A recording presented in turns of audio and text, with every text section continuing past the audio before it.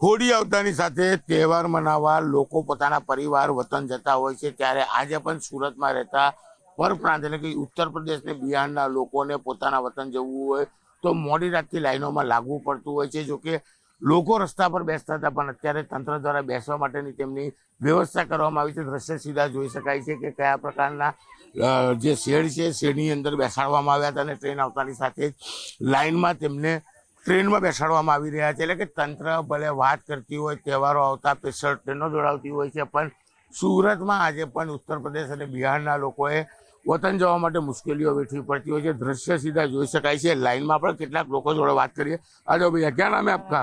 अरे आ जाओ। कब से लाइन में लगे हो? लगभग मैं 4 बजे से आया हूँ। सुबह 4 बजे से आए हो। हर बार यही होता है, दिवाली हो होली हो? हाँ, ये सब त्योहार में तो होता है। हर त्योहार में जाम लगता है। क्या नाम है आपका? गणेश सिंह, कहाँ जा रहे हो? बिहार। कितने बजे से लाइन में खड़े हो? 2 बजे से। रात को 2 बजे से? हाँ। सरकार तो बोलती है ट्रेनें दे रहे हैं, ये कर रहे कहाँ हैं। ट्रेन मिल रहा है, रोज जाम चल रहा है। हर बार इतनी परेशानी? हाँ, हर बार होता है।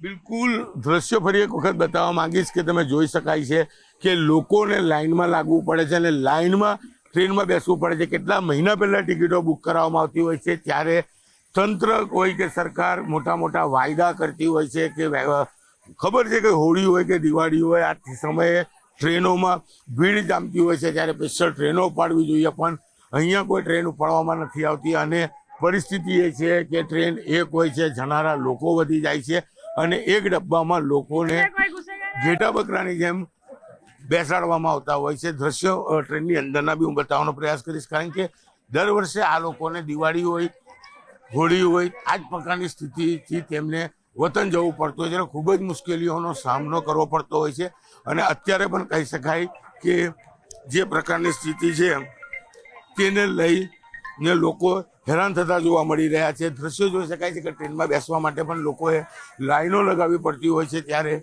ઘણી બધી સ્થિતિ વંચી રહી હોય એવી સ્થિતિનું નિર્માણ થતું હોય છે. ત્યારે હું એકવાર બતાવીશ કે આ લોકોને બેસાડવા માટે પોલીસ દ્વારા વ્યવસ્થા કરવામાં આવતી હોય છે, પણ 50 કે 100 જણની કેપેસિટીના આ ડબ્બામાં 200 ને 300 લોકોને બેસાડવામાં આવતા હોય છે, કારણ કે જો પોલીસ અહીંયા ના રહે તો ભાગદોડ મચી જાય અને લોકોને ઈજા થવાની સંભાવના હોય છે. ત્યારે દ્રશ્ય કહી જાય છે કે તમે જોઈ શકાય કે લોકોએ ટ્રેનમાં બેસવા માટે આ રાતથી લાઈનમાં લાગવું પડે છે અને આ લાઈન પોલીસ દ્વારા ટ્રેનમાં બેસાડવામાં આવે. ખબર છે કે તહેવાર આવતા જ ટ્રેનોની માંગ વધતી હોય છે, લોકો વતન જતા હોય છે.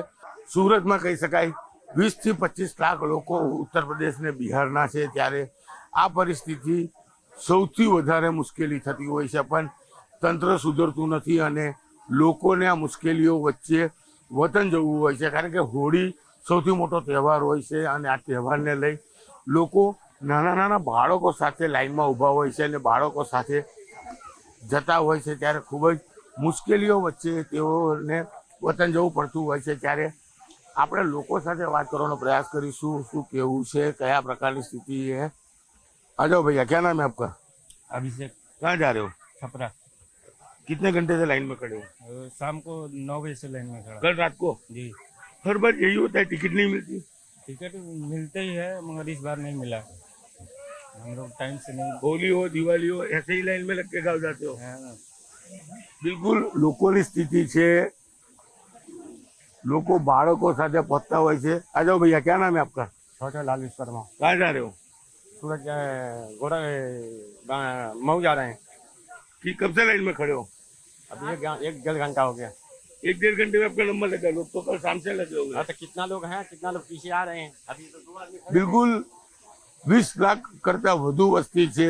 તહેવારોમાં આ લોકોને સ્પેશિયલ ટ્રેન આપવાની સરકાર મોટા વાયદા કરે છે, પણ ટ્રેન આપતા નથી અને આ સ્થિતિ હોય છે કે ટ્રેનમાં બેસવા માટે રાતથી લાઈન લગાવવી પડે છે અને તમે જોઈ શકો છો કે 100 જણની કેપેસિટીની આ ટ્રેનમાં હવે પોલીસ ઊભી રહેશે અને 200 લોકોને બેસાડશે અને આ લોકો 48 કલાક આ જ પ્રકારની સ્થિતિમાં પોતાના વતન પહોંચશે। ચલો, એક ભાઈ બારી પર બેઠા છે, આપણે વાત એમની સાથે કરીએ। क्या नाम है भैया? मुकुल सिंह, मुकुल सिंह, कहाँ जा रहे हो? बिहार। कितने घंटे से लाइन में खड़े थे? लाइन में हम 4 बजे से खड़े हैं। 4 बजे से। हर बार गांव जाते हो तो यही स्थिति रहती अभी है? इमरजेंसी था इसलिए हमको नहीं, हर बार गांव जाते हो तो लोग सब लाइन में ही लगते हैं। लाइन में लगते हैं। बहुत लंबा लंबा लाइन लगती है। और कल दिन से लाइन में लोग खड़े थे। हम 4 बजे आए तो वहाँ पे पता चला कि कल दोपहर से लोग खड़े हैं। બિલકુલ સ્થિતિ અંદરનો નજારો હું બતાવવાનો થોડો પ્રયાસ કરીશ કે અંદર જોઈ શકાય છે કે લોકોને 100 જણની કેપેસિટીમાં 200-250 લોકો 300 લોકોને બેસાડવામાં આવે છે અને આ લોકોને બેસાડવા માટે દર ફેરી પોલીસ તૈનાત કરવામાં આવે છે. તહેવાર આવતા હોય છે, લોકો વતન જતા હોય છે તો ખાસ ટ્રેનોની વ્યવસ્થા કરવાની હોય છે, પણ તંત્ર ટ્રેનોની વ્યવસ્થા નથી કરતું, જેને લઈને અહીંયા મુસાફરો જ હેરાન થતા જોવા મળતા હોય છે.